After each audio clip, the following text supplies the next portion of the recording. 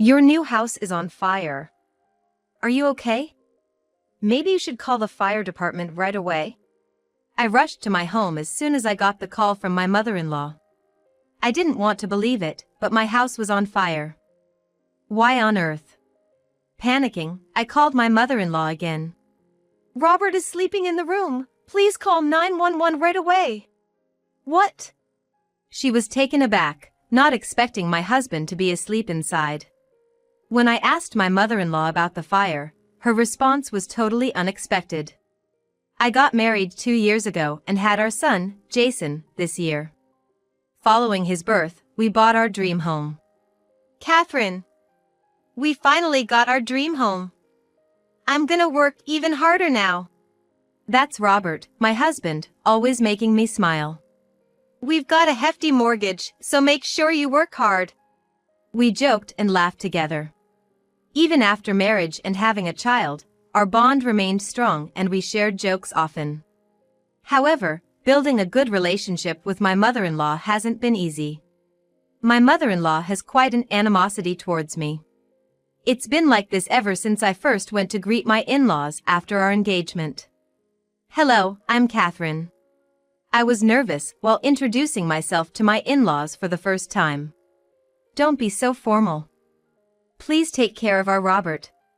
It was my father-in-law who eased my tension. My father-in-law's a tall, broad-shouldered man but incredibly gentle and kind. You're the young lady who's here to steal our Robert away. My mother-in-law's words felt straight out of a soap opera. Mom. That's no way to speak. My husband defended me, pointing out his mother's behavior. What did you say, Robert? You're the son I raised with so much care, and she's trying to steal you. Just a remark from my husband set her off like this. I was genuinely shocked to see her react in such a way. I had heard from my husband that she was a bit too affectionate towards him, but I never expected it to be this intense. By the way, did you say Catherine? What do your parents do? My father passed away when I was little, and my mother works as a nurse. I followed in her footsteps and work as a nurse as well. So, you were raised by a single parent. I can't trust Robert to someone who probably didn't receive enough love. That's incredibly rude to say, especially upon our first meeting. Sure, I was raised by a single mother, but I believe I was brought up with all the love I needed. If she keeps belittling my mother like this, I might as well leave. Just as I had that thought, my husband stood up. Enough is enough. No matter what you say, Mom, I'm gonna marry Catherine. If you're against our marriage, so be it. But if you try to interfere with our plans any further, I'll cut ties with you. Robert, why would you say something like that?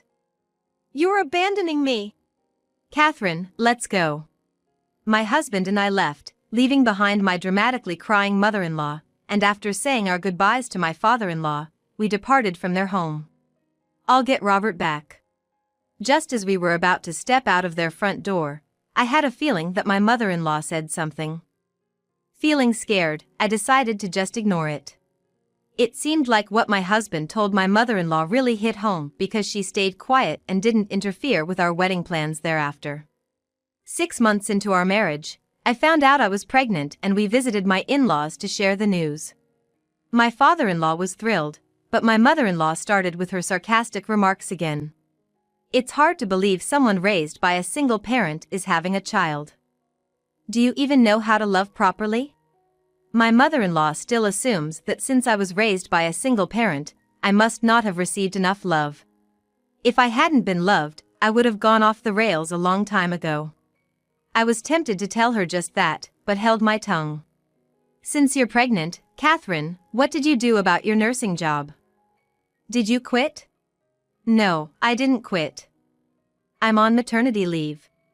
You're not gonna dump all the housework on Robert, are you? I'm not gonna dump everything on him. Robert said he'd help out, so we're planning on sharing the chores. See? You're gonna make Robert do everything. It's sad he'll have to come home tired from work and then be expected to do household chores. At my mother-in-law's comment, my husband was so taken aback that he was rendered speechless. Hey, just let it be.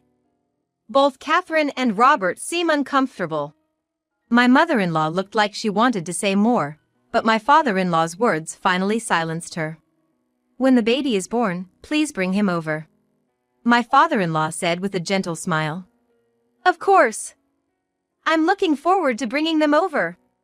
8 months later, with my husband's support, I was able to safely give birth to our son, Jason. A year after that, we decided to buy our own home, even though it might have seemed a bit early. We figured if we're gonna take out a mortgage, might as well start repaying it sooner rather than later. To celebrate our new home and my son's first birthday, we invited my in-laws over for a modest dinner. Wow! What a lovely house! Congrats on the new home! And happy first birthday, Jason! My father-in-law praised our home and acknowledged Jason. However, my mother-in-law seemed displeased and didn't say anything as she entered our home. Thank you for coming over today. Really now? Why do we have to come all the way here for you and my grandchild? The only good thing is getting to see Robert. While my mother-in-law grumbled, she took a seat on the living room couch. Mom, please, don't say things like that. Let's just enjoy the meal. With my husband's calming words, the dinner began. For a while, we had a pleasant time. Suddenly, my son started to cry, and the room became noisy. What's the matter, little guy? Hungry? I rushed over to my son, trying to soothe him. But he wouldn't stop crying. Stop that incessant crying. Quiet him down. My mother-in-law shouted out of the blue. Enough already.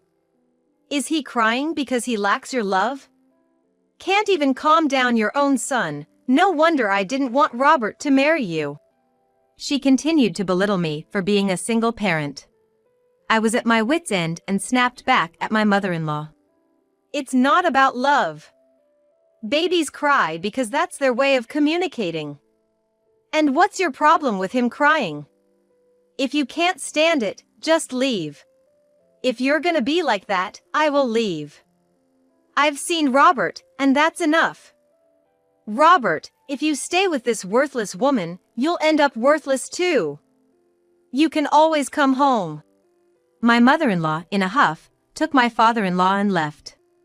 It's crazy to even yell at our son like that. I felt relieved when she left. Sorry about today. My mom was really out of line. To be honest, I never thought she'd yell at her grandson. It might sound harsh, but maybe we shouldn't see my folks for a while? It seemed my husband felt the same way I did. To be honest, I was thinking about telling him that I wanted to distance ourselves from them for a while. Yeah, let's take a break from them for a bit. We talked it out, and both being exhausted, we decided to call it a night. 3 days later, my phone rang. It was my mother-in-law. Hello? I'm truly sorry about the other day. I shouldn't have yelled at Jason. How about coming over to my place as a peace offering?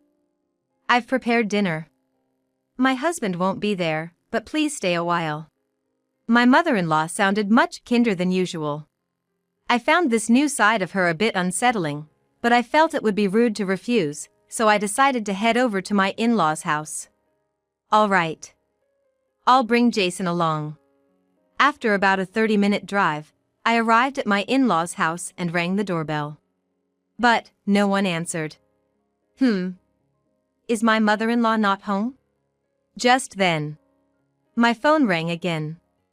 It was her. Hello?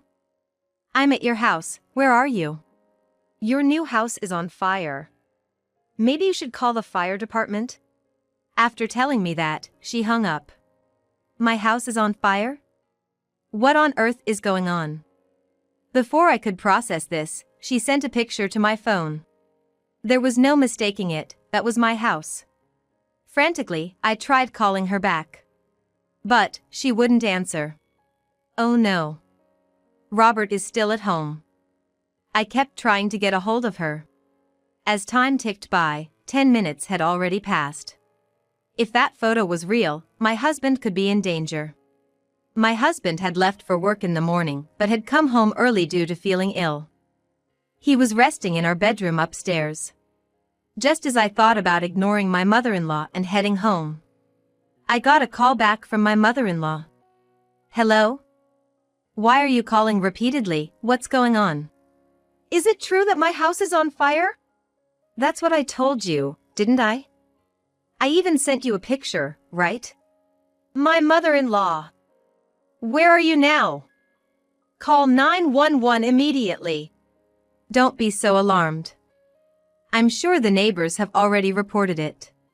How can she be so nonchalant about this? Even if it's your son's house burning. Normally, my husband would be at work at this hour.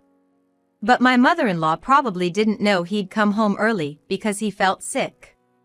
I was furious at my mother-in-law's apparent lack of intent to call the fire department.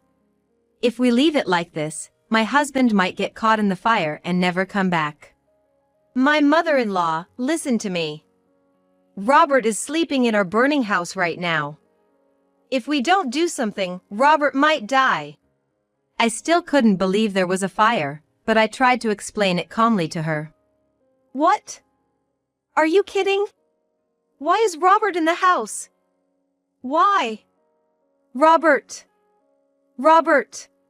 As soon as I told her that my husband was sleeping inside the blazing house, my mother-in-law started to panic. She seemed really shaken, unable to converse properly and looking utterly lost. Please, calm down. Okay? Call the firefighters first. I'm gonna head there right away. If you're still near our place, go from house to house and ask the neighbors to evacuate. I told my mother-in-law to prioritize saving lives. Working as a nurse, I've seen many people brought in for emergencies. Most of those brought in from fires are too late, their lungs scorched and unable to breathe. Once it gets to that point, it's too late. Some people might have noticed our house is on fire, but others might not have. Yet, she was panicking, unsure of what to do, asking me for guidance. That's why I'm saying I'm gonna head home now, so prioritize saving lives. I must have been agitated as well. Usually, no matter what she'd say, I'd never talk back so forcefully. But now, if I didn't get her to act, my husband could die. It's okay even if the house is totally burned down. But, if my husband were to die, he'd never come back. With that thought in mind, I yelled at my panicking mother-in-law over the phone and hung up on her. I can't say I don't understand her feelings, thinking her own son might die and being so distraught she can't act. I doubt I'd be any more composed if I were in her shoes. But panicking forever won't save Robert. My husband's okay, right? But what if something happened? Overwhelmed with anxiety and fear, I hurriedly drove to our house. After about a 30-minute drive, I finally reached our place from my in-laws' house. Our home was completely engulfed in roaring flames, leaving hardly any trace behind. Please, make way! Excuse me! Move, please! Amidst all this, I could hear paramedics carrying someone on a stretcher. It must be my husband. Thinking that, I approached the paramedics. He might have been burned beyond recognition. Excuse me. I live here. Is the person you're carrying from this house? When I asked with a trembling voice, they let me see the person on the stretcher. My worst fears were confirmed. It was my husband being carried out. Robert! Robert! Answer me! My husband, lying on the stretcher, had burns all over his body, and it was impossible to tell if he was alive or not. I wanted to accompany my husband in the ambulance, but I was told that I needed to be present for the scene investigation, so I couldn't. My mother-in-law was questioned as the first one to discover the fire. After about an hour of investigation at the scene, I was finally let go and immediately headed to the hospital with our son. At the reception, I was told he was in a private room. Without delay, I went straight there. Robert! This can't be real! Entering the room, I whispered to myself. My husband was wrapped in bandages from head to toe, lying completely still. My husband's gone. I couldn't help but break down, clinging to him. Why did this happen? Robert! Answer me! It hurts. Please let go. don't just assume I'm dead." Even though his voice was weak, my husband spoke those words. I had thought my husband was gone for good, but he was alive. In my overwhelming joy, I hugged him tighter than I should have. "I really thought you were gone. I'm so glad you're alive." My husband's doctor said that while the burns were severe, his life was not in immediate danger. With some time in the hospital and treatment, he'd be able to return to everyday life. However, I was also told that the particularly severe burns on his left side might leave some lasting effects. My husband probably didn't want to believe that there might be lingering effects. But for me, just knowing that he was alive was a blessing. Just the thought of possibly losing my husband was too much for me to bear. That night, I was allowed to stay in my husband's hospital room. The next day, I couldn't help but think about the phone call from my mother-in-law the day before about the fire. Normally, if her son's house was on fire, she'd call 911 before letting me know. Moreover, when I went to her house after being called by her, she was nowhere to be found, and she was the one who reported our house fire. I didn't want to consider the possibility, but thinking this, I headed to her house after giving her a call. My father-in-law and mother-in-law welcomed me in, and we began to discuss the events of the previous day. "How's Robert doing?" "Well, the burns are bad, but his life isn't in danger. However, there might be some lasting effects." When I said this, my mother-in-law covered her face with her hands. I couldn't read her expression, but she was clearly shaken. Feeling suspicious, I discreetly turned on my cell phone's voice recorder. "I'm gonna ask you straight up. I came to this house yesterday after you called me. But there was no sign of you or your car, and there was no response when I rang the doorbell. You told me about the fire at our house, right? How did you know about the fire at our house, which is a 30-minute drive from here?" "It was just a coincidence. I thought I'd pick you guys up and was heading your way. But I told you on the phone I was coming over, right? Why didn't you tell me then that you were coming to pick us up?" I thought of it after hanging up the phone. Things like that happen, don't they? "I see. But why didn't you call 911 before telling me? Normally, if your son's house is on fire, you'd call 911 right away. But you didn't do anything until I told you Robert was asleep inside. You didn't set the fire, did you?" I had always had a suspicion that my mother-in-law might have been responsible for the fire. Honestly, I wanted her to firmly deny it. But after I asked, my mother-in-law went silent. "Hey, Catherine's asking you something. How about giving her an answer?" My father-in-law urged his silent and frozen mother-in-law to reply. "It's not your fault."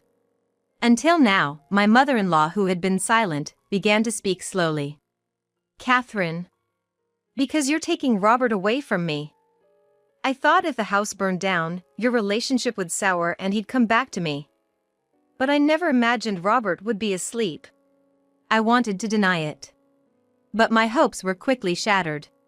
So, my mother-in-law was the arsonist after all. "I can't believe you actually started the fire, my mother-in-law. I've recorded what you just said on a voice recorder. I'm taking this to the police."